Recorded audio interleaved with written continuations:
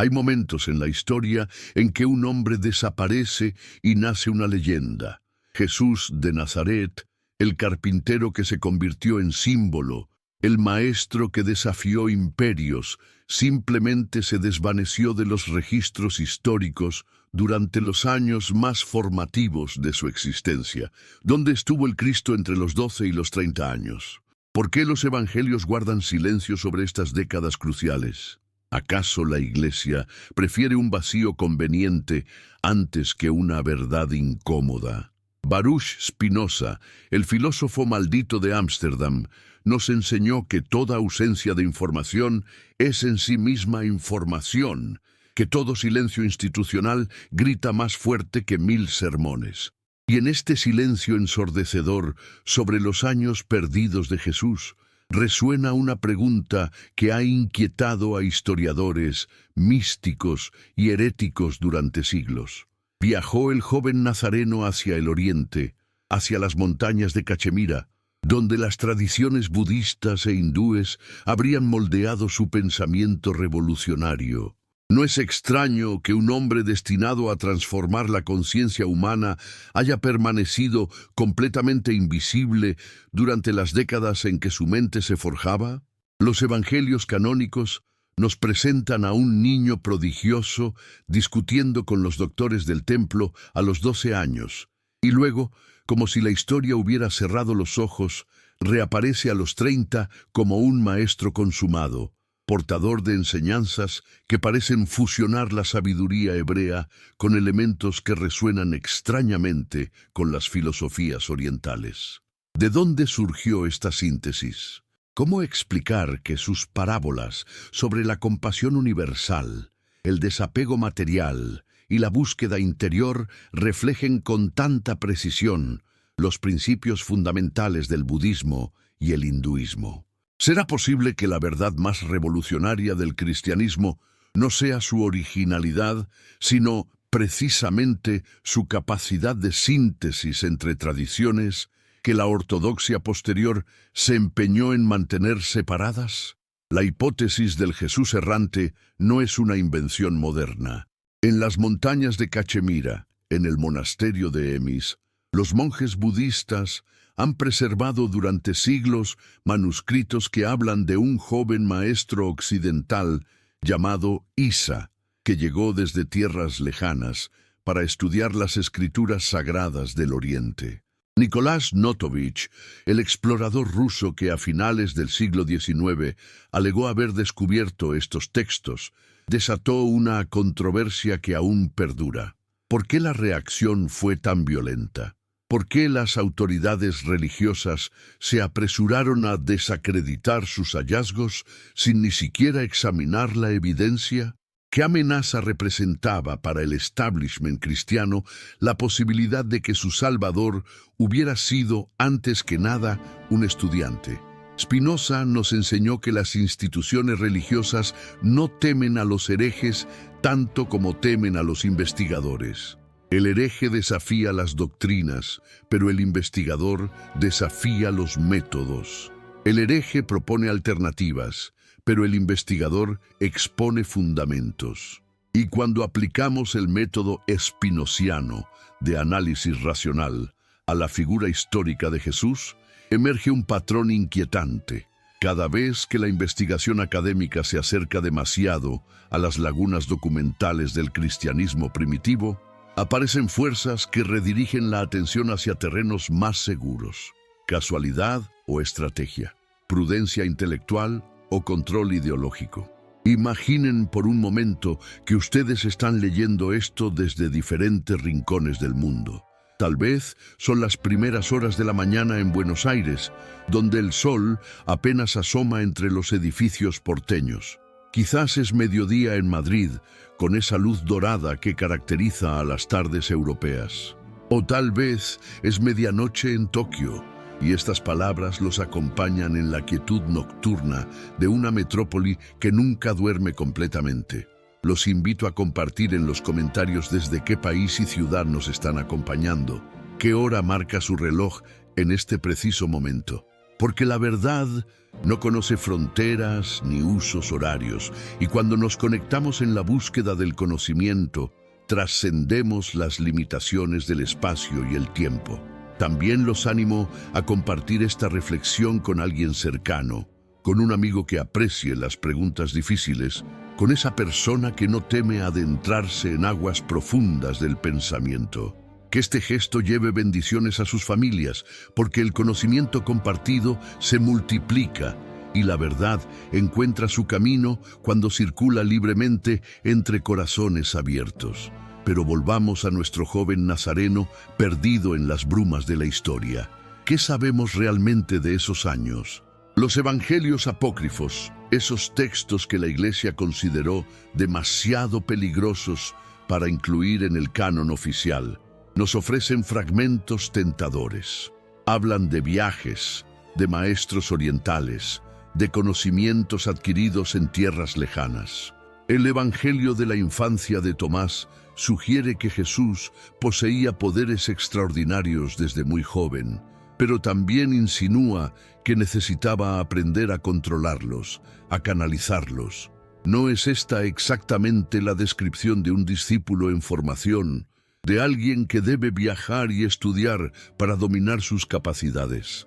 ¿Por qué la Iglesia primitiva decidió que era preferible un vacío de 18 años antes que estas narraciones de aprendizaje y crecimiento? Spinoza sostenía que toda censura revela más sobre los censores que sobre los censurados. Cuando la autoridad eclesiástica decidió qué textos eran inspirados y cuáles eran heréticos, no estaba haciendo teología sino política. No estaba preservando la pureza doctrinal, sino construyendo un monopolio interpretativo. Y en este proceso de selección, ¿qué quedó afuera? Precisamente aquello que mostraba a Jesús como un ser humano en desarrollo, como un buscador antes que como una autoridad preestablecida. ¿Será que la divinización de Cristo requería la eliminación de su humanidad más vulnerable, más inquisitiva, más semejante a la nuestra? Las enseñanzas que Jesús predicó durante su ministerio público reflejan una sofisticación filosófica que difícilmente podría haber surgido en el aislamiento de la Palestina del siglo I. Sus parábolas sobre la ilusión del mundo material, sus discursos sobre la compasión universal que trasciende las barreras étnicas y religiosas, su énfasis en la transformación interior por encima de los rituales externos. Todo esto resuena profundamente con las tradiciones contemplativas del Oriente. ¿Coincidencia o influencia directa? ¿Revelación espontánea o síntesis consciente de sabiduría universal? Los textos budistas hablan del bodhisattva, el ser que renuncia a la liberación personal para trabajar por la salvación de todos los seres sintientes. Los textos cristianos hablan del Hijo del Hombre, que se sacrifica por la redención de la humanidad. ¿Son estas dos versiones independientes de la misma intuición espiritual? ¿O estamos ante la evidencia de una tradición compartida?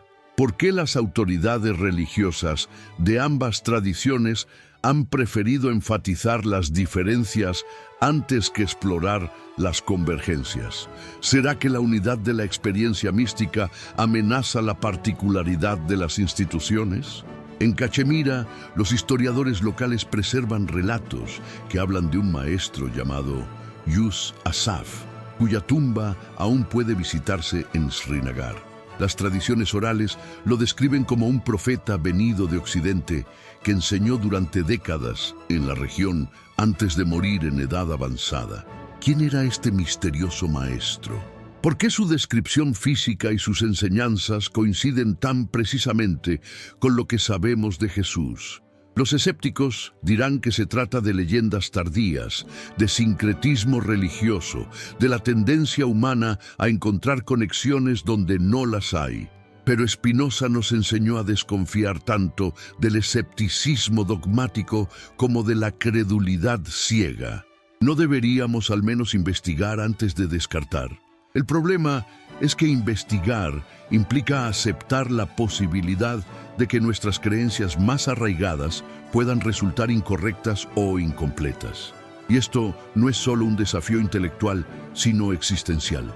Si Jesús viajó a Oriente, si aprendió de maestros budistas e hinduistas, si su mensaje fue una síntesis de tradiciones universales antes que una revelación particular, ¿qué sucede con la pretensión de exclusividad del cristianismo? ¿Qué pasa con la idea de que la salvación viene solo a través de una fe específica? ¿No se derrumba todo el edificio de superioridad religiosa que Occidente ha construido durante milenios? Pero tal vez el derrumbe de las certezas falsas no es una tragedia, sino una liberación. Tal vez descubrir que Jesús fue un buscador antes que un dogma, un estudiante antes que una institución, un puente entre culturas antes que un monopolio de verdad, nos devuelve a la esencia de su mensaje. Que la divinidad no es patrimonio de ninguna tradición particular, sino potencial de toda conciencia que se abre a la pregunta fundamental: ¿quién soy? ¿Qué es la realidad? ¿Cómo debo vivir? Estas preguntas han resonado en todas las culturas y en todas las épocas, y tal vez Jesús no las respondió, sino que las encarnó, no las resolvió, sino que las vivió con tal intensidad que su ejemplo sigue interpelándonos 2 milenios después. ¿Por qué la humanidad construye muros alrededor de sus santos y después se lamenta de que la santidad parezca inalcanzable? ¿Por qué convertimos a los maestros en ídolos y después nos quejamos de que la sabiduría se ha vuelto abstracta? Spinoza comprendió que la institucionalización de lo sagrado es el primer paso hacia su profanación, que cuando encerramos la verdad en templos y doctrinas, la matamos en nombre de preservarla. Y esto es precisamente lo que sucedió con Jesús. Lo que comenzó como un movimiento de búsqueda interior se transformó en un sistema de control exterior. Lo que emergió como una invitación a la libertad espiritual se cristalizó en una maquinaria de obediencia intelectual. El filósofo de Ámsterdam sabía algo que las autoridades religiosas de su época no querían escuchar: que Dios no necesita defensores, que la verdad no requiere guardianes, que la realidad se las arregla perfectamente sin censores. Cuando las comunidades judías lo excomulgaron por sugerir que las escrituras debían leerse como textos históricos antes que como dictados divinos, no estaban protegiendo a Dios, sino protegiendo su propio monopolio interpretativo. Y cuando las autoridades cristianas condenaron sus ideas sobre la religión natural, no estaban defendiendo la fe, sino defendiendo el poder que habían construido sobre la fe. ¿Por qué los sistemas religiosos temen tanto a los filósofos? Porque los filósofos hacen preguntas, y las preguntas disuelven las certezas artificiales sobre las que se sostiene toda autoridad que no se basa en la evidencia, sino en la tradición. Spinoza propuso algo radical para su época y escandaloso para la nuestra: que estudiemos las figuras religiosas como estudiamos cualquier otro fenómeno histórico, sin prejuicios reverenciales, pero también sin hostilidad destructiva. Que analicemos los textos sagrados con las mismas herramientas críticas que aplicamos a cualquier otro documento antiguo. Que examinemos las instituciones religiosas con la misma lucidez con que observamos cualquier otra estructura de poder. ¿Qué encontramos cuando aplicamos este método al caso de Jesús? Encontramos lagunas documentales que coinciden sospechosamente con los intereses institucionales de la Iglesia primitiva. Encontramos contradicciones entre los relatos evangélicos que sugieren elaboración mítica antes que testimonio histórico. Encontramos enseñanzas que reflejan influencias culturales mucho más amplias que las que oficialmente se reconocen. ¿Significa esto que Jesús no existió? En absoluto. Significa que el Jesús histórico fue probablemente muy diferente del Cristo teológico. Significa que el hombre de carne y hueso era más complejo, más humano, más universal que el icono que las instituciones construyeron sobre su memoria. Y lejos de disminuir su importancia, esto la aumenta. Porque un Jesús que viajó, que estudió, que sintetizó tradiciones, que creció y se transformó, es infinitamente más inspirador que un Jesús que nació sabiendo todo lo que había que saber sobre la existencia humana. La hipótesis del viaje a Oriente no es solo una curiosidad histórica, sino una clave hermenéutica. Si Jesús realmente pasó años estudiando en monasterios budistas e hinduistas, si realmente absorbió la sabiduría de tradiciones milenarias antes de regresar a Palestina para sintetizarla con la herencia hebrea, entonces su mensaje adquiere una dimensión completamente nueva. Ya no estamos ante la revelación particular de un pueblo elegido, sino ante la emergencia de una conciencia universal que trasciende las fronteras étnicas y religiosas. Ya no estamos ante un dogma que divide, sino ante una sabiduría que unifica. Pero esta interpretación amenaza los fundamentos mismos sobre los que se construyó la civilización occidental.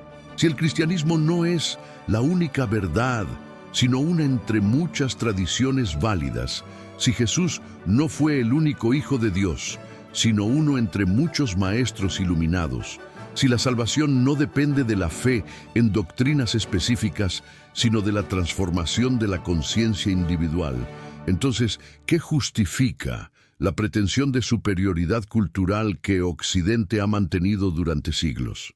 ¿Qué legitima las cruzadas, las inquisiciones, las colonizaciones espirituales que se llevaron a cabo en nombre de Cristo? Spinoza entendió que el miedo a estas preguntas es lo que impulsa la censura institucional. No es el amor a la verdad lo que lleva a las autoridades religiosas a condenar la investigación histórica, sino el terror a que la investigación revele verdades incómodas. No es la protección de la fe lo que motiva la persecución de los filósofos, sino la preservación de estructuras de poder que se sustentan en la ignorancia de los fieles. ¿Por qué la Iglesia primitiva destruyó tantos textos gnósticos? ¿Por qué la Inquisición quemó bibliotecas enteras? ¿Por qué aún hoy las instituciones religiosas desalientan la investigación académica independiente sobre sus propios orígenes? La respuesta es siempre la misma, porque la verdad histórica raramente coincide con la verdad institucional. Porque los fundadores de las religiones suelen ser más subversivos que sus sucesores institucionales. Porque los santos reales son más peligrosos para el establishment que los santos oficiales. Un Jesús que viajó a Oriente, que aprendió de maestros budistas, que sintetizó tradiciones, que cuestionó las autoridades religiosas de su época, es infinitamente más amenazante para las iglesias actuales que un Cristo domesticado por la teología y la liturgia. Pero ¿acaso no es precisamente esta peligrosidad lo que hace relevante a Jesús en el siglo XXI? ¿No es su capacidad de desestabilizar las certezas lo que lo convierte en maestro auténtico? En un mundo fragmentado por fundamentalismos religiosos, ¿no necesitamos precisamente la visión de un maestro que fue capaz de ver más allá de las fronteras confesionales? En una época en que los nacionalismos espirituales amenazan con fragmentar aún más a la humanidad, ¿no es urgente recordar que la sabiduría no tiene pasaporte? Los textos de Gemis hablan de Isa como un maestro que enseñaba que todos los hombres son iguales ante Dios y que la casta no determina la proximidad a lo divino. Hablan de un joven que cuestionó los privilegios de los brahmanes y defendió a los parias, que enseñó que la verdadera pureza no depende de rituales externos, sino de la transformación interior. ¿No son estas exactamente las enseñanzas que después encontramos en los evangelios? ¿No es esta la misma voz que dirá, los últimos serán los primeros, y mi reino no es de este mundo? Pero si aceptamos esta continuidad, Si reconocemos que el mensaje cristiano tiene raíces orientales, entonces también debemos aceptar que el Oriente tiene algo que enseñarnos sobre el cristianismo. Entonces, debemos reconocer que la meditación budista puede iluminar la oración cristiana, que la filosofía Vedanta puede enriquecer la teología occidental, que el sufismo islámico puede profundizar la mística cristiana. Y esto no es sincretismo barato, sino retorno a las fuentes. No es traición a la tradición, sino fidelidad a su espíritu más auténtico. Spinoza sostenía que la realidad es una sola, aunque nuestras perspectivas sobre ella sean múltiples, que Dios es uno, aunque nuestros nombres para lo divino sean diversos, que la verdad es universal, aunque nuestros accesos a ella sean particulares. Aplicando esta perspectiva al fenómeno religioso, llegamos a una conclusión revolucionaria. Todas las tradiciones auténticas son manifestaciones parciales de una sabiduría única. Todos los maestros genuinos son expresiones locales de una conciencia universal. Todos los caminos espirituales verdaderos conducen a la misma cumbre, aunque partan de laderas diferentes. ¿Por qué esta visión resulta tan amenazante para las instituciones religiosas? Porque disuelve los monopolios, porque relativiza las pretensiones de exclusividad, porque sugiere que la salvación no depende de pertenecer a la iglesia correcta, sino de vivir la vida correcta. Porque implica que un budista compasivo puede estar más cerca de Dios que un cristiano dogmático, que un hindú contemplativo puede comprender mejor el mensaje de Jesús que un teólogo académico, que un sufí extático puede encarnar más auténticamente el espíritu crístico que un prelado institucional. Esta perspectiva no niega la particularidad de las tradiciones, sino que la relativiza. No elimina las diferencias, sino que las contextualiza. No propone un relativismo donde todo vale, sino un pluralismo donde todo auténtico contribuye. Y tal vez sea precisamente esto lo que Jesús aprendió durante sus años en Oriente, que la verdad es demasiado vasta para ser contenida en una sola tradición, que la divinidad es demasiado rica para ser monopolizada por una sola cultura, que el amor es demasiado profundo para ser limitado por fronteras confesionales. Si esto es así, entonces el Jesús errante no es solo una hipótesis histórica, sino un símbolo de lo que la humanidad necesita en el siglo XXI. Maestros que trasciendan las fronteras, sabiduría que unifique en lugar de dividir, espiritualidad que construya puentes en lugar de muros. En un mundo donde las religiones se han convertido demasiado a menudo en fuentes de conflicto antes que de paz, la figura de un Jesús que estudió en Oriente antes de enseñar en Occidente emerge como una esperanza de reconciliación, como un modelo de síntesis, como una invitación a buscar lo que nos une antes que insistir en lo que nos separa. Pero llegar a esta comprensión requiere algo que Spinoza identificó como el mayor desafío de la conciencia humana: la disposición a sacrificar las certezas cómodas en aras de verdades más amplias. Requiere la valentía de admitir que tal vez nuestras creencias más arraigadas son construcciones históricas antes que revelaciones eternas. Requiere la humildad de reconocer que otros pueblos, otras culturas, otras tradiciones pueden tener piezas del rompecabezas que nosotros hemos perdido o nunca tuvimos. Y esto no es fácil, porque cuestiona no solo nuestras ideas, sino nuestra identidad, no solo nuestros conceptos, sino nuestro sentido de pertenencia, no solo nuestras doctrinas, sino nuestra autoestima colectiva. ¿Por qué los seres humanos se aferran tan desesperadamente a versiones simplificadas de la realidad? ¿Por qué preferimos la seguridad de las respuestas incompletas antes que la aventura de las preguntas abiertas? Spinoza sugería que es porque confundimos la verdad con la comodidad, la sabiduría con la certeza, la fe con la rigidez mental. Creemos que dudar es pecado, cuando en realidad dudar es el primer acto de honestidad intelectual. Pensamos que cuestionar es traición, cuando en realidad cuestionar es la forma más profunda de lealtad a la verdad. El caso del Jesús errante ilustra perfectamente esta dinámica. Durante 2000 años, las instituciones cristianas han preferido mantener un vacío documental antes que investigar seriamente la posibilidad de que su fundador haya tenido maestros humanos. Han preferido la imagen de un Cristo que nació, sabiendo todo lo que había que saber sobre la condición humana, antes que la realidad de un Jesús que tuvo que aprender, crecer, buscar, equivocarse tal vez, y finalmente encontrar una síntesis personal entre las tradiciones disponibles en su época. ¿Por qué? Porque la segunda opción es más humana, más inspiradora, más universal, pero también más amenazante para cualquier pretensión de monopolio espiritual. Un Jesús que estudió en Oriente es un Jesús que reconoció la validez de otras tradiciones espirituales.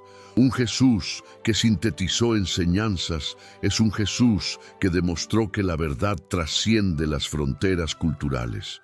Un Jesús que viajó en busca de sabiduría es un Jesús que nos invita a hacer lo mismo, a no contentarnos con las respuestas heredadas, sino a buscar nuestras propias síntesis, nuestras propias comprensiones, nuestros propios encuentros con lo sagrado.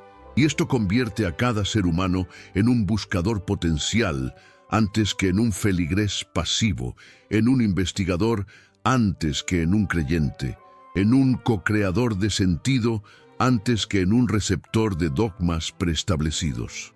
Pero aquí surge la pregunta que atraviesa toda la obra de Spinoza y que resuena con particular intensidad en nuestro tiempo. ¿Está la humanidad preparada para esta responsabilidad? ¿Estamos listos para un mundo donde cada persona debe construir su propia relación con lo sagrado en lugar de heredarla de las instituciones? ¿Podemos manejar la libertad espiritual o necesitamos los límites protectores de las ortodoxias establecidas? La respuesta no es evidente, porque la libertad siempre implica riesgo, y no todos los riesgos terminan bien. Algunos seres humanos, liberados de las certezas institucionales, encuentran verdades más profundas, pero otros se pierden en relativismos estériles o fundamentalismos personalizados.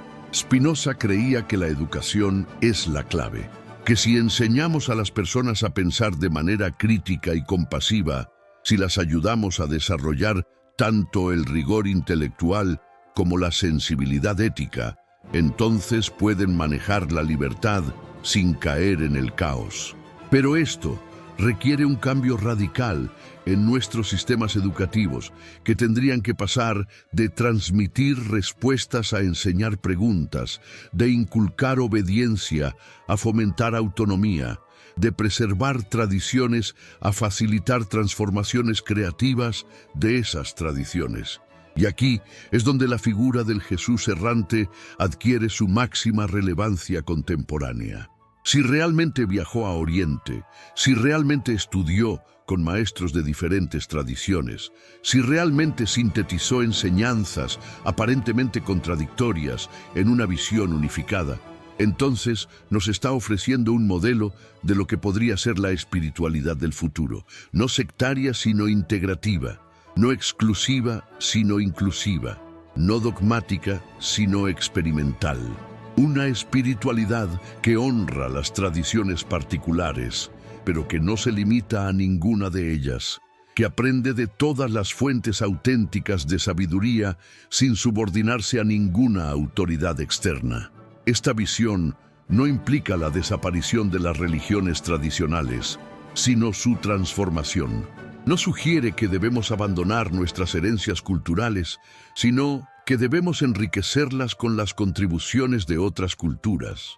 No propone un sincretismo superficial donde se mezcla todo con todo, sino una síntesis profunda donde cada elemento conserva su especificidad, mientras contribuye a una comprensión más amplia, como las diferentes perspectivas sobre una montaña que, sin contradecirse, se complementan para revelar la totalidad del paisaje. Pero para llegar a esta síntesis, primero debemos estar dispuestos a sacrificar nuestras perspectivas parciales cuando se demuestre que son incompletas. Debemos estar preparados para descubrir que nuestras verdades favoritas son solo fragmentos de verdades más amplias. Y esto requiere algo que Spinoza consideraba la virtud suprema, la disposición a ser transformados por la verdad en lugar de intentar transformar la verdad para que se ajuste a nuestras expectativas. Estamos preparados para un Jesús que fue transformado por sus encuentros con la sabiduría oriental antes de transformar a Occidente con esa síntesis. ¿Podemos aceptar que tal vez nuestro Salvador favorito fue, antes que nada, un estudiante? Somos capaces de reconocer que tal vez la grandeza de Jesús no consiste en haber sido diferente a nosotros, sino en haber mostrado lo que nosotros también podemos llegar a ser: buscadores incansables, sintetizadores creativos, puentes entre mundos aparentemente incompatibles. Estas preguntas no tienen respuestas fáciles porque tocan el núcleo mismo de nuestras identidades religiosas y culturales. Pero tal vez sea precisamente esta dificultad lo que las hace necesarias. Tal vez sea precisamente porque nos incomodan que debemos formularlas. Porque la comodidad intelectual es enemiga del crecimiento espiritual, porque las certezas no examinadas son obstáculos para la comprensión auténtica, porque las verdades que no se cuestionan terminan convirtiéndose en supersticiones sofisticadas. El Jesús errante que emerge de esta investigación no es menor que el Cristo institucional, sino infinitamente mayor. No es más débil, sino más fuerte, porque su fortaleza no depende de dogmas, sino de experiencia. No se basa en autoridad externa, sino en transformación interior. No se sostiene en la fe ciega, sino en la comprensión lúcida. Un Jesús que viajó, que estudió, que sintetizó, que creció. Es un Jesús que nos invita a viajar, a estudiar, a sintetizar, a crecer. Es un maestro que nos señala el camino en lugar de pretender ser el destino. Un guía que nos enseña a caminar en lugar de ofrecerse a cargarnos. Y tal vez sea precisamente esto lo que la humanidad necesita en este momento de crisis civilizatoria. No más salvadores que resuelvan nuestros problemas desde afuera, sino más maestros que nos enseñen a resolver nuestros problemas desde adentro. No más dioses que nos gobiernen desde el cielo, sino más ejemplos de seres humanos que descubrieron su divinidad interior y la encarnaron en sus vidas cotidianas. No más religiones que nos dividan con sus pretensiones de exclusividad, sino más espiritualidades que nos unan en la búsqueda común de sentido, propósito y trascendencia. La investigación sobre los años perdidos de Jesús no es, en última instancia, una investigación sobre el pasado, sino sobre el futuro. No se trata de resolver un enigma histórico, sino de abrir posibilidades contemporáneas. No busca satisfacer la curiosidad académica, sino alimentar la imaginación espiritual.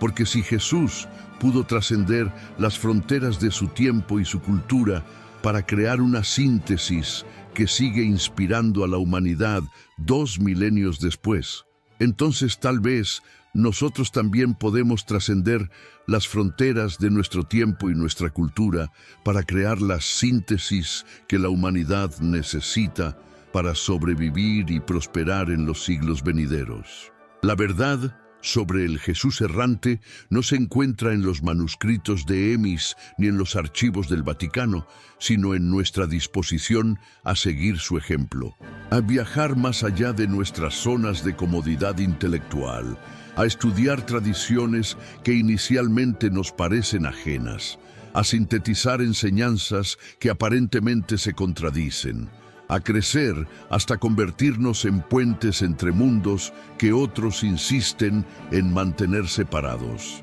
Porque al final, Como Spinoza comprendió con claridad cristalina, la verdad no es algo que se posee, sino algo que se vive. No es un tesoro que se atesora, sino un regalo que se comparte. No es una conquista que se exhibe, sino una transformación que se encarna. Y en esta encarnación de la verdad, en esta disposición a ser transformados por lo que descubrimos, tal vez encontremos no solo la clave del misterio del Jesús errante, sino también la clave de nuestro propio misterio. ¿Quiénes somos realmente cuando dejamos de aferrarnos a identidades heredadas y nos abrimos a posibilidades inéditas?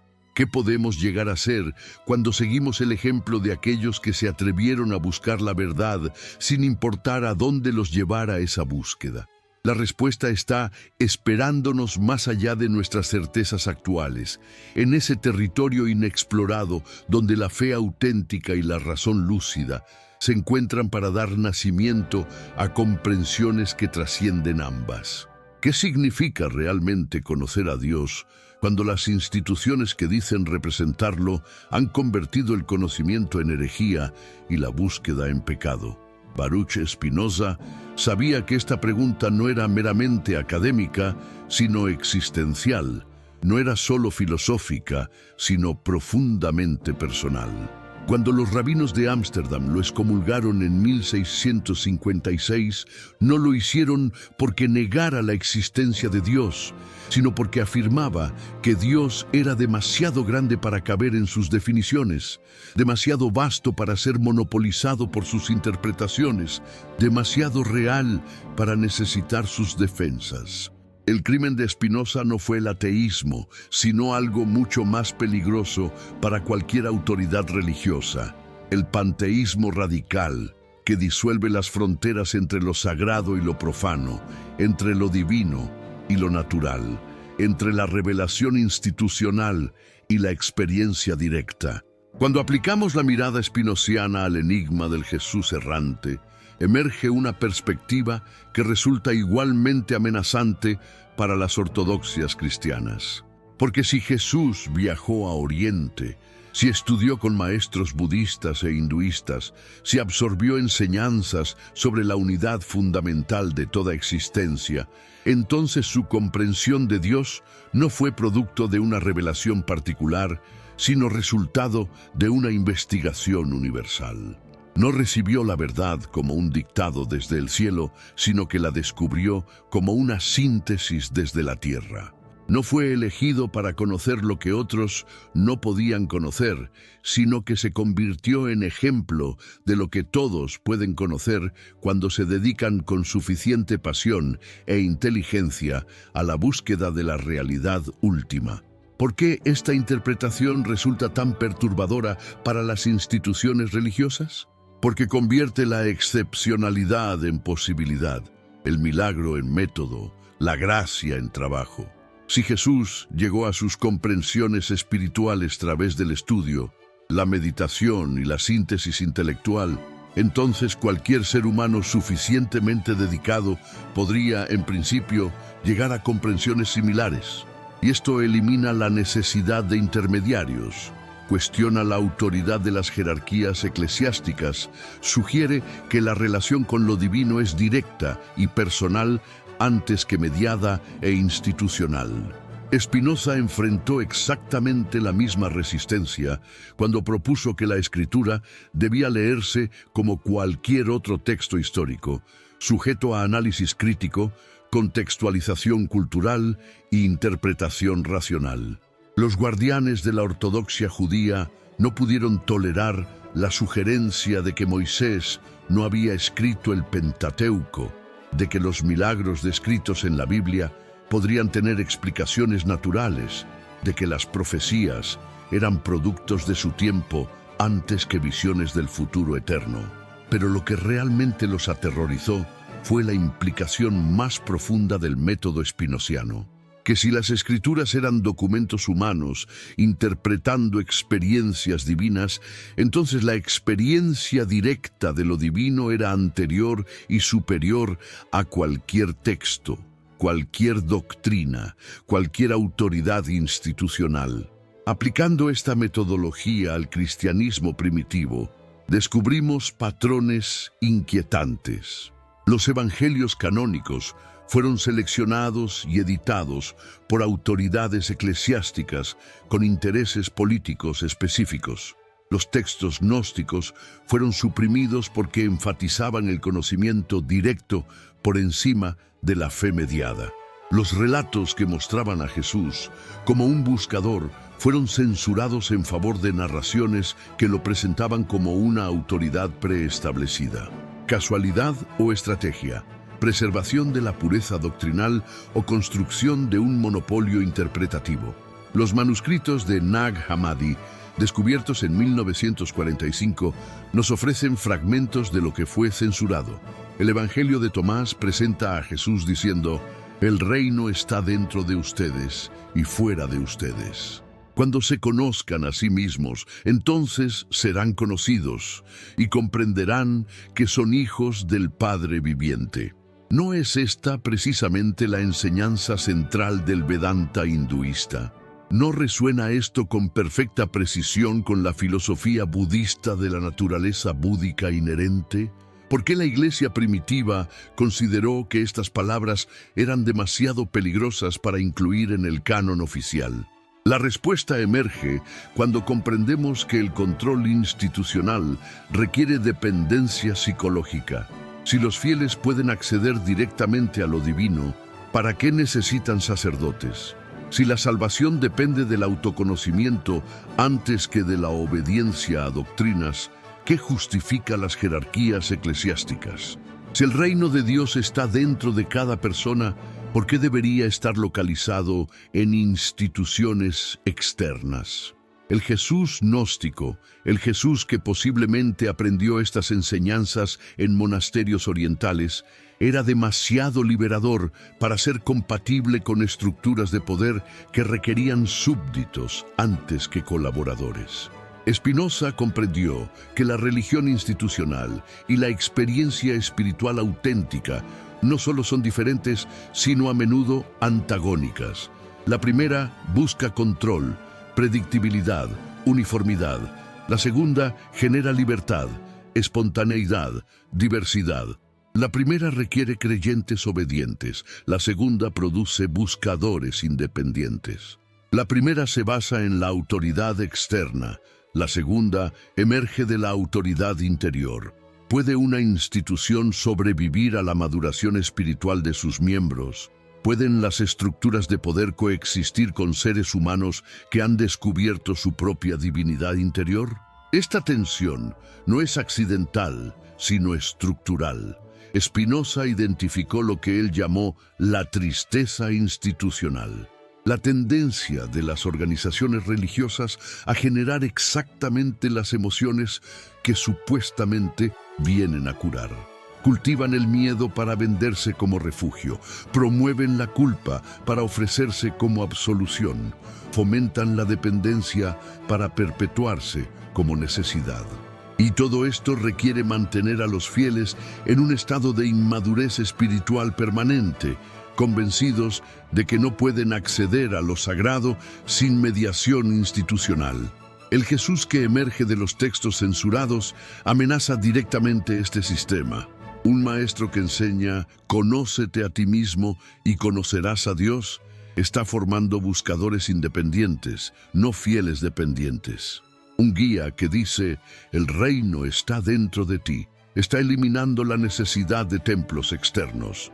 Un liberador que proclama la verdad los hará libres, está cuestionando toda forma de autoridad que no se base en la evidencia y la experiencia directa. ¿Cómo puede una institución controlar a personas que han internalizado estas enseñanzas? Pero aquí surge una paradoja que Spinoza exploró con fascinación.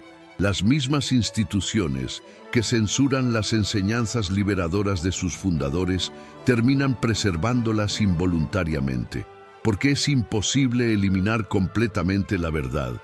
Solo es posible ocultarla temporalmente. Los textos gnósticos fueron enterrados, pero no destruidos. Los manuscritos de Gemis fueron olvidados, pero no eliminados. Las tradiciones orales fueron marginalizadas, pero no silenciadas. Y cuando llega el momento histórico apropiado, cuando la humanidad está lista para cuestiones más profundas, estos fragmentos censurados resurgen para desafiar las versiones oficiales de la realidad. ¿Estamos viviendo uno de esos momentos? ¿Es casualidad que en una época de crisis civilizatoria global, cuando las religiones institucionales han perdido credibilidad ante millones de personas, emerjan precisamente estas investigaciones sobre los orígenes alternativos del cristianismo? ¿No será que la humanidad está lista para redescubrir las dimensiones universales de las enseñanzas que han sido particularizadas por intereses institucionales? Spinoza sostenía que la historia tiene una lógica interna que eventualmente expone todas las contradicciones y revela todas las verdades ocultas.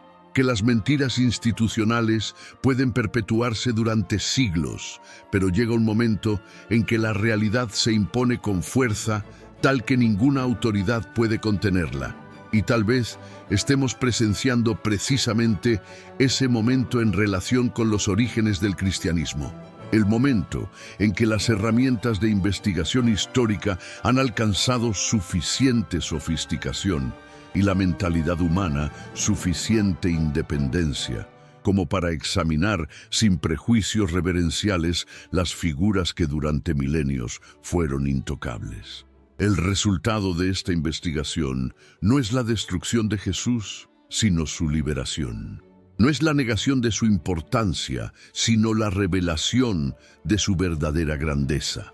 Porque un Jesús que tuvo que buscar, estudiar, sintetizar y crear su propia comprensión de la realidad es infinitamente más inspirador que un Cristo que nació con todas las respuestas. Un maestro que se formó a través del encuentro con múltiples tradiciones es más relevante para nuestro mundo multicultural que un profeta encerrado en los límites de una sola cultura. Un buscador que logró trascender las fronteras confesionales es más necesario para nuestra época fragmentada que un fundador de una religión particular. Pero ¿estamos preparados para las implicaciones de esta liberación? Si Jesús no fue único en el sentido institucional, sino ejemplar en el sentido humano, entonces todos estamos invitados a seguir su camino de búsqueda y síntesis. Si su grandeza no consistió en ser diferente a nosotros, sino en mostrar lo que nosotros también podemos llegar a ser, entonces la responsabilidad de la transformación espiritual recae sobre cada individuo antes que sobre las instituciones. Si el reino de Dios está realmente dentro de nosotros, entonces debemos hacer el trabajo interior necesario para descubrirlo en lugar de esperar que las autoridades externas nos lo entreguen procesado y digerido. Esta es la revolución espiritual que Spinoza anticipó y que el redescubrimiento del Jesús errante está haciendo posible. El paso de la religión heterónoma a la espiritualidad autónoma, de la fe dependiente al conocimiento independiente, de la salvación institucional a la liberación personal. No se trata de eliminar la dimensión comunitaria de la espiritualidad, sino de transformarla. Pasar de comunidades de creyentes obedientes a comunidades de buscadores colaborativos, de congregaciones que reciben verdades desde arriba a círculos que investigan verdades desde abajo, de iglesias que preservan dogmas a laboratorios que exploran posibilidades. Pero esta transformación requiere algo que ni Spinoza ni los reformadores religiosos de cualquier época han logrado implementar completamente: la educación de seres humanos capaces de manejar la libertad espiritual sin caer en el caos relativista. Requiere formar personas que puedan distinguir entre la libertad auténtica y la libertad superficial, entre la independencia madura y la rebeldía adolescente, entre el cuestionamiento constructivo y la destrucción nihilista. porque la crítica racional de las instituciones religiosas solo es liberadora cuando va acompañada de alternativas constructivas, cuando no se limita a destruir, sino que también construye. Y aquí es donde la figura del Jesús errante adquiere su máxima relevancia pedagógica. Si realmente viajó a Oriente, si realmente estudió múltiples tradiciones, si realmente creó una síntesis personal que después compartió con otros, entonces nos está ofreciendo un modelo concreto de cómo manejar la libertad espiritual de manera constructiva. No destruyó las tradiciones que encontró, sino que las integró creativamente. No negó la validez de otras búsquedas, sino que aprendió de ellas. No pretendió tener la verdad completa, sino que ofreció su propia contribución a la búsqueda colectiva de comprensión. Este modelo sugiere una espiritualidad post-institucional que no es antitradicional, sino transtradicional, que honra la sabiduría acumulada por las generaciones anteriores, pero que no se limita a repetirla mecánicamente, que respeta las diferencias culturales, pero que busca los principios universales que las trascienden, que valora las comunidades particulares, pero que trabaja por la fraternidad universal que las incluye a todas. ¿Es esto posible? ¿Pueden los seres humanos desarrollar la madurez espiritual necesaria para manejar esta libertad sin supervisión institucional? Spinoza creía que sí, pero solo bajo ciertas condiciones. Educación rigurosa, comunidades de apoyo, métodos de investigación probados y, sobre todo, la disposición a asumir la responsabilidad personal por las consecuencias de nuestras búsquedas. Porque la libertad espiritual no es un regalo que se recibe, sino una conquista que se logra. No es un estado que se alcanza, sino un proceso que se vive. No es una posesión que se atesora, sino una práctica que se encarna. El Jesús errante que emerge de esta investigación no nos ofrece respuestas fáciles, sino que nos invita a hacer las preguntas difíciles. No nos da certezas cómodas, sino que nos desafía a tolerar la incertidumbre creativa. No nos promete salvación gratuita, sino que nos muestra el camino hacia la autoliberación responsable. Y tal vez sea precisamente esto lo que la humanidad necesita en este momento de transición civilizatoria. No más salvadores externos que resuelvan nuestros problemas desde arriba, sino más ejemplos de seres humanos que aprendieron a resolver sus problemas desde adentro y que pueden enseñarnos a hacer lo mismo. La investigación sobre los años perdidos de Jesús es, en este sentido, una investigación sobre nuestros propios años perdidos. Esos períodos de nuestras vidas en que dejamos de buscar y nos conformamos con repetir, en que dejamos de cuestionar y nos refugiamos en certezas heredadas, en que dejamos de crecer y nos estancamos en identidades fijas. Porque si Jesús pudo transformarse de un joven judío provinciano en un maestro universal, entonces tal vez nosotros también podemos transformarnos de buscadores fragmentados en sintetizadores creativos, de creyentes pasivos en investigadores activos, de súbditos espirituales en ciudadanos de la realidad última que trasciende todas las fronteras humanas. ¿Qué sucede cuando una verdad demasiado grande para ser contenida finalmente encuentra las grietas por donde emerger? Spinoza comprendió que la realidad tiene una paciencia infinita, pero también una persistencia implacable. Puede esperar siglos para revelarse, pero nunca renuncia a hacerlo. Y tal vez estemos presenciando precisamente ese momento histórico en relación con el misterio del Jesús errante. El instante en que fragmentos dispersos de evidencia comienzan a converger hacia una comprensión que trasciende las versiones oficiales de la historia, que desafía los monopolios interpretativos de las instituciones, que abre posibilidades inéditas para la evolución de la conciencia humana. Porque al final, ¿qué es lo que realmente está en juego en esta investigación? No es simplemente resolver un enigma arqueológico o satisfacer una curiosidad académica. Es algo mucho más profundo y perturbador. La posibilidad de que la figura más influyente de la civilización occidental haya sido, antes que el fundador de una religión particular, el creador de una síntesis universal. Que su grandeza no consistiera en haber sido único, sino en haber demostrado que la unicidad auténtica emerge precisamente de la capacidad de integrar múltiples tradiciones en lugar de excluirlas. Que su mensaje revolucionario no fuera «solo yo conozco la verdad», sino todos pueden conocer la verdad si están dispuestos a buscarla con suficiente apertura y dedicación. Esta interpretación no disminuye la importancia de Jesús, sino que la amplifica exponencialmente.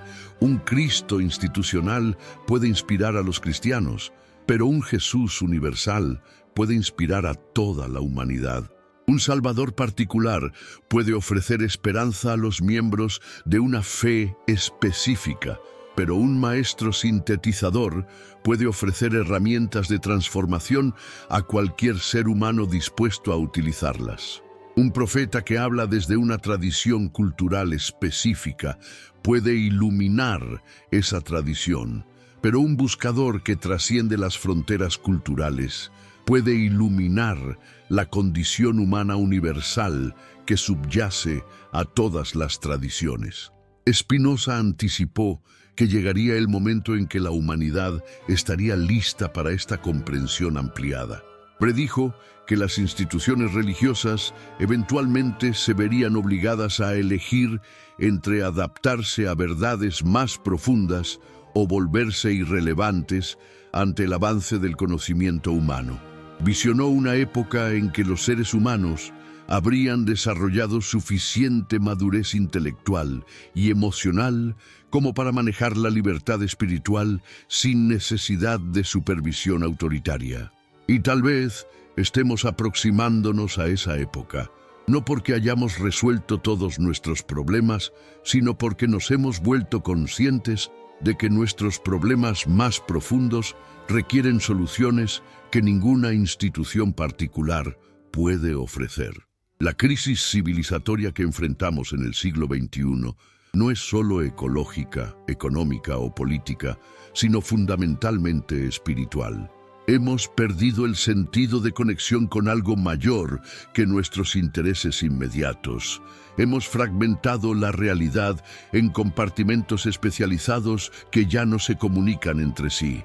Hemos desarrollado un poder tecnológico que supera ampliamente nuestra sabiduría ética para utilizarlo constructivamente.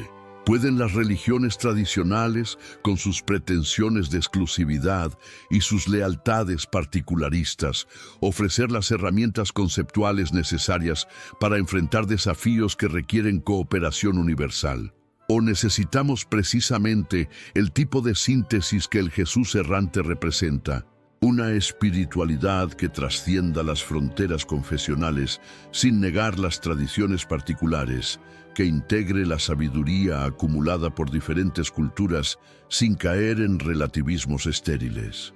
Los textos de Gemis sugieren que Isa enseñaba algo que resuena con extraordinaria actualidad, que todos los seres humanos son fundamentalmente iguales ante lo divino, que las diferencias de casta, cultura y credo son construcciones sociales que oscurecen una unidad más profunda, que la verdadera espiritualidad se manifiesta en la compasión activa hacia todos los seres sintientes sin excepción.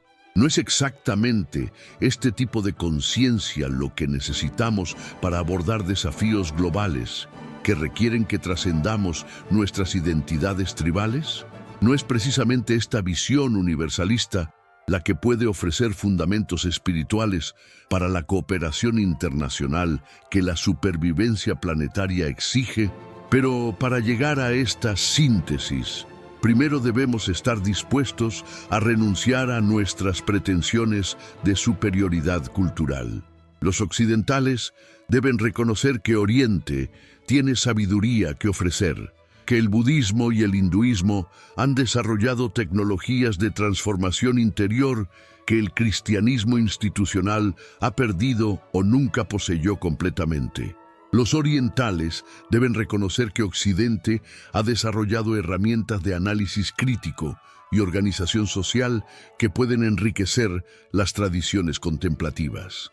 Todos debemos reconocer que la verdad es demasiado vasta para ser monopolizada por cualquier tradición particular, que cada cultura ha captado aspectos de la realidad que otras han pasado por alto, que la síntesis auténtica requiere humildad intelectual antes que orgullo confesional. ¿Estamos preparados para esta humildad? ¿Pueden los cristianos aceptar que Jesús fue influenciado por maestros orientales sin sentir que esto disminuye su importancia? ¿Pueden los budistas reconocer que Jesús desarrolló aplicaciones sociales de la compasión que ellos no habían explorado completamente? ¿Pueden los musulmanes admitir que Isa ibn Maryam pudo haber estudiado tradiciones que el Islam posterior consideró ajenas? ¿Pueden los hindúes reconocer que algunos de sus principios más profundos fueron articulados con una claridad revolucionaria por un maestro que técnicamente no pertenecía a su tradición? Estas preguntas no son meramente académicas, sino profundamente existenciales. Porque admitir que nuestras tradiciones favoritas son incompletas requiere una muerte del ego colectivo que puede ser tan dolorosa como cualquier muerte personal. Requiere renunciar a la comodidad psicológica que proporcionan las identidades fijas. Requiere abrirse a la incertidumbre creativa que caracteriza todos los procesos auténticos de transformación. Y no todos están preparados para esta apertura, porque implica abandonar la seguridad de las respuestas heredadas para adentrarse en el territorio inexplorado de las preguntas genuinas. Pero Spinoza nos enseñó que esta muerte del ego confesional no es una tragedia, sino una liberación. Que cuando renunciamos a las pretensiones de exclusividad, no perdemos nuestra identidad, sino que la expandimos hasta abarcar dimensiones que antes nos estaban vedadas. Que cuando dejamos de definir nuestra verdad en oposición a las verdades de otros, descubrimos verdades más amplias que incluyen y trascienden todas las perspectivas particulares. Que cuando cesamos de defender nuestras creencias contra evidencia contraria, comenzamos a refinar nuestras creencias a través del diálogo con esa evidencia.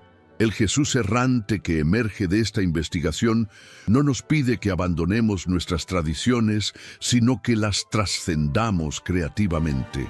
No nos invita a negar nuestras herencias culturales, sino a enriquecerlas con contribuciones de otras culturas. No nos propone un relativismo donde todo vale, sino un pluralismo donde todo auténtico contribuye a una comprensión más completa de la realidad que ninguna perspectiva particular puede agotar. Esta visión tiene implicaciones revolucionarias para el futuro de la espiritualidad humana.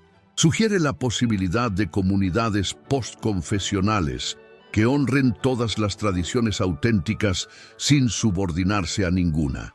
Vislumbra formas de educación espiritual que enseñen a los estudiantes a navegar entre múltiples sistemas de sabiduría sin perderse en sincretismos superficiales. Anticipa métodos de investigación que apliquen tanto el rigor académico como la sensibilidad contemplativa al estudio de las cuestiones últimas. Imagina prácticas espirituales que integren la meditación oriental con la oración occidental, el análisis filosófico con la experiencia mística, la transformación personal con el servicio social. ¿Es esto una utopía irrealizable o una posibilidad histórica cuyo momento ha llegado? Spinoza creía que las ideas cuyo tiempo ha llegado se vuelven imparables, que encuentran formas de manifestarse a pesar de toda resistencia institucional. Y tal vez el redescubrimiento del Jesús errante sea precisamente una de esas ideas, demasiado poderosa para ser ignorada, demasiado coherente para ser refutada fácilmente, demasiado necesaria para ser postergada indefinidamente. Porque en el fondo, esta investigación está revelando algo que trasciende la figura histórica de Jesús. Está exponiendo la capacidad humana universal para la síntesis creativa, para la trascendencia de fronteras aparentemente infranqueables, para la integración de verdades parciales en comprensiones más amplias.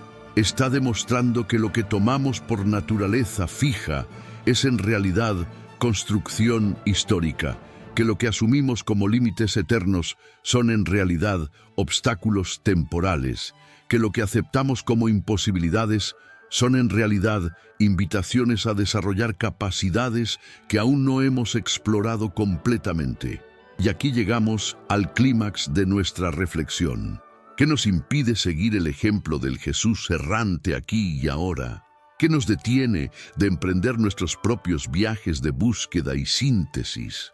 ¿Por qué no podemos estudiar múltiples tradiciones con la misma apertura con que Él aparentemente lo hizo?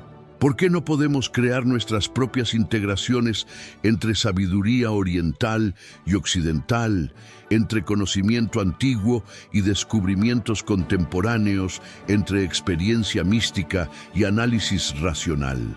La respuesta no está en nuestras limitaciones, sino en nuestros miedos. No está en la imposibilidad objetiva, sino en la resistencia subjetiva. No está en la falta de recursos, sino en la falta de disposición a utilizarlos. Porque tenemos acceso a más tradiciones espirituales, más textos sagrados, más maestros auténticos, más métodos de investigación que cualquier generación anterior en la historia humana.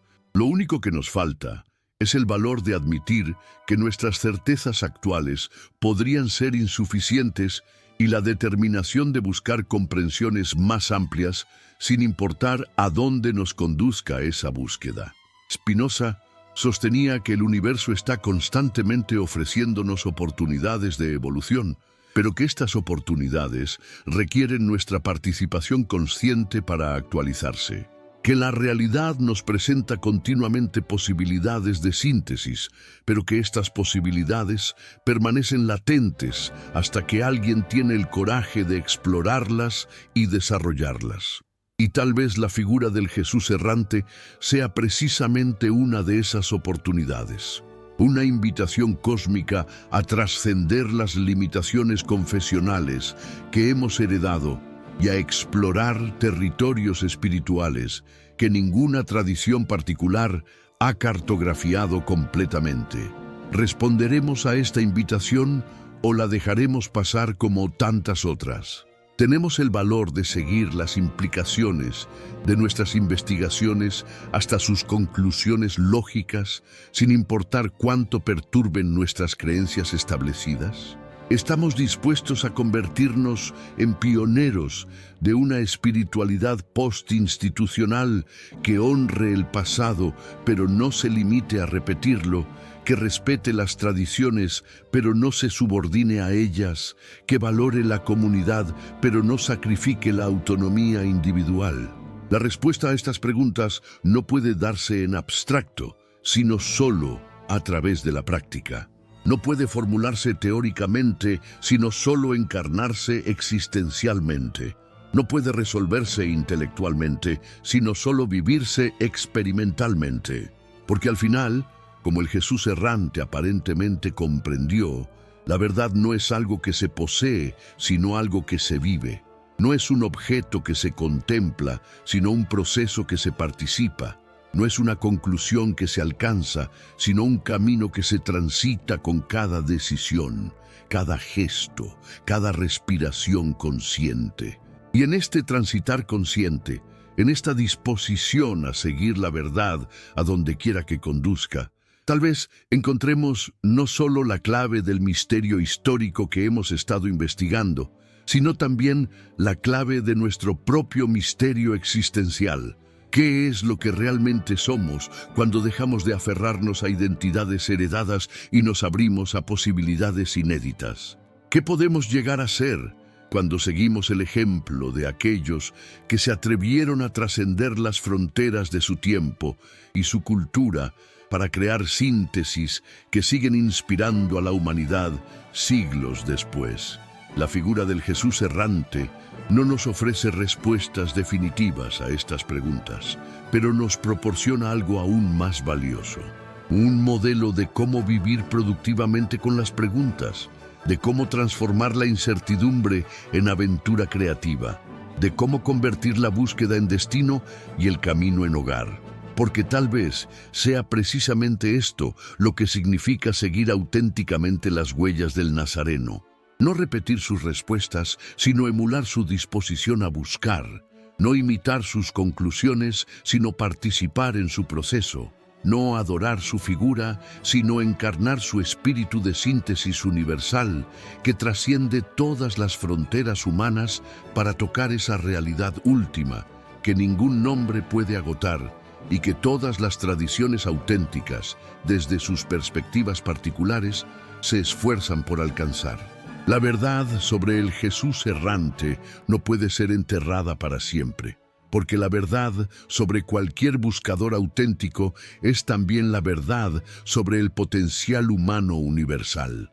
Que estamos destinados a trascender las limitaciones de nuestros orígenes, que podemos sintetizar tradiciones aparentemente incompatibles, que somos capaces de crear comprensiones que trascienden las fronteras de nuestro tiempo y nuestra cultura. Y esta verdad, una vez liberada de las prisiones institucionales que han intentado contenerla, se vuelve disponible para cualquiera que tenga el coraje de recibirla y la sabiduría para aplicarla constructivamente en la creación de un mundo que refleje la unidad fundamental que subyace a toda la diversidad aparente de la experiencia humana.